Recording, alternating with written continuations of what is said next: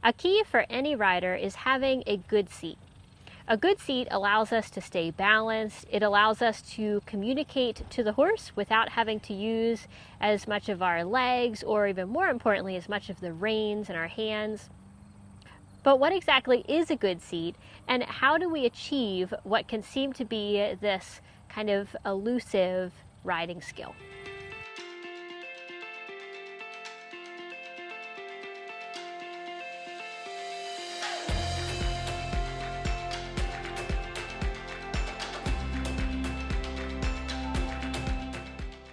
I'm Callie, you're watching the weekly show. I'm here today with Ruger, one of our school horses, and I wanted to just give you a few tips for finding and developing a better seat for your riding.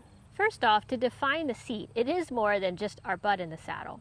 The seat is actually the contact of our sit bones, so your butt in the saddle, but also the fork. So that means it's the contact of your thigh down the saddle as well.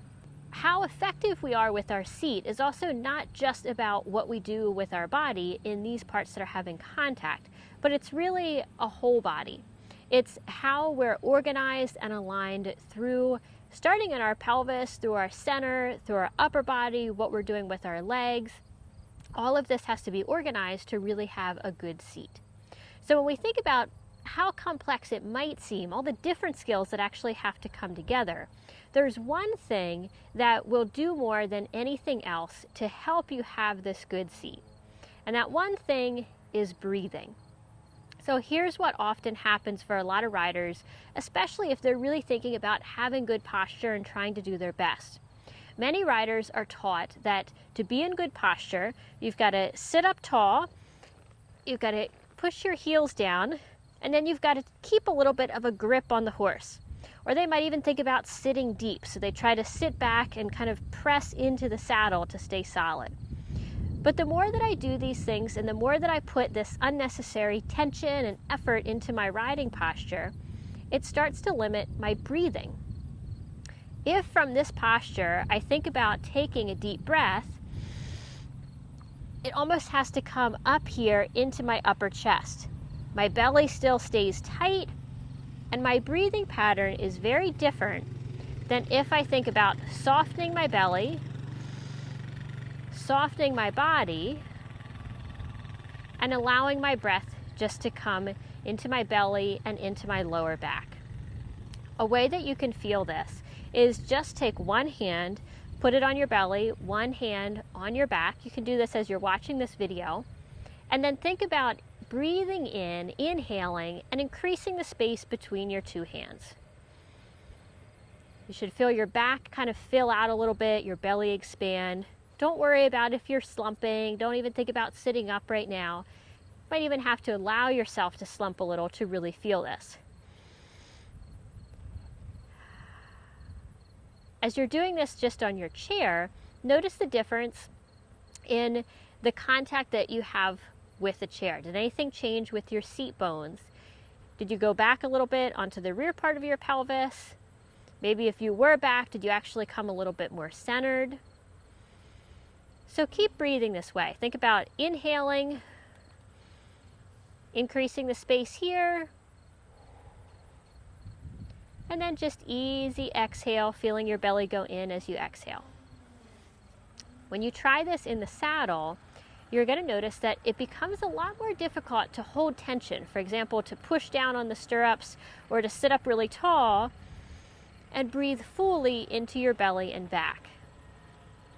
So now think about just keeping this posture, letting your breathing return to a normal rate without as much conscious attention on it, but keeping the softness that you feel through your body. This is one of the first keys to having a good seat. Even just by changing your breathing, you actually change so many muscular connections that go from attached to breathing, to the upper body, that go to the pelvis. And as we soften the pelvis and we soften our hip joints, we allow much more free movement from the horse. So the keys to a good seat are a softness in being able to move from center. It's about being free in the hip joint so that you're able to move with the horse, and also about having good contact with your pelvis and also with your thighs on the saddle. This good contact is supported by a saddle that fits well, but it's also created by the way that you carry your leg. So notice if I start to push my heel down and really push against the stirrup, it takes this contact away. If I soften my leg, I soften my heel, then I have a better contact here. So the main points to a good seat are first being able to keep an easy, relaxed breath so that your body can stay soft, can stay supple, and you can move from center. From there, we want the pelvis to be sitting straight in the saddle, and you want to have contact through your thighs. Begin by always just coming back to that easy breath exercise that we did. Think about breathing in a way that allows your belly and your back to soften. And notice all the little changes that can come just from that conscious way of breathing. From there, pay attention to how you're sitting in the saddle. Are you going too far forward? Are you rounding your lower back and sitting too far back? Or are you sitting straight, where if you take your hand against the small of your back, your lower back should feel full and relatively flat. And then think about your leg. Are you pushing your heel down and taking your thigh off of the saddle? Or can you soften your heel, soften your leg, so you have that better thigh contact?